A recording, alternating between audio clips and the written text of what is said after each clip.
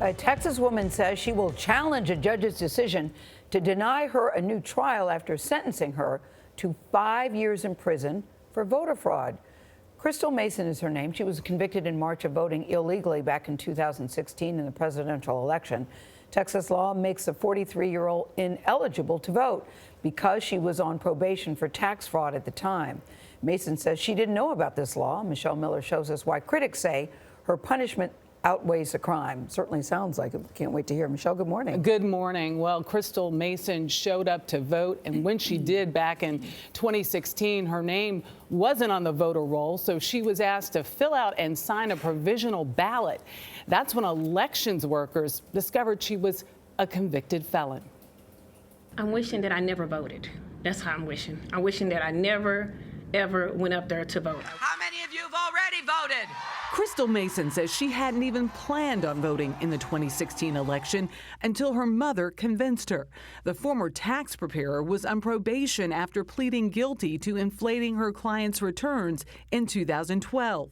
She had served 3 of her 5-year sentence for that offense and was out on bond. She says no one ever told her she was not allowed to vote under Texas law. Right now, I'm very overwhelmed with all this. Everything is a shock, everything. Mason was arrested in February of this year and sentenced to another 5 years in prison, this time for illegal voting. Allison Grinter is Mason's attorney. Voting is something that people should be scared of. That's the message, pure and simple. And it certainly worked on Crystal. The Tarrant County District Attorney declined to comment, but in a previous statement said there were multiple safeguards in place to keep Crystal Mason from breaking the law, but she still made that choice. One of the things that we're going to complain to the appellate court is that this law really isn't clear. Felon voting rights vary by state. In Maine and Vermont, felons never lose their right to vote. Texas is one of at least 21 states that prohibits felons from voting until their sentences have been fully served, including probation.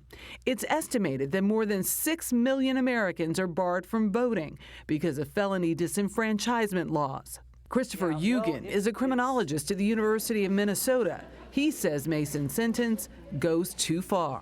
Any group of 6 million voters who are left out of the political conversation can have a really important effect on both the terms of the debate and the outcomes of political elections. Now, Mason says she was held by a polling officer when she cast her ballot.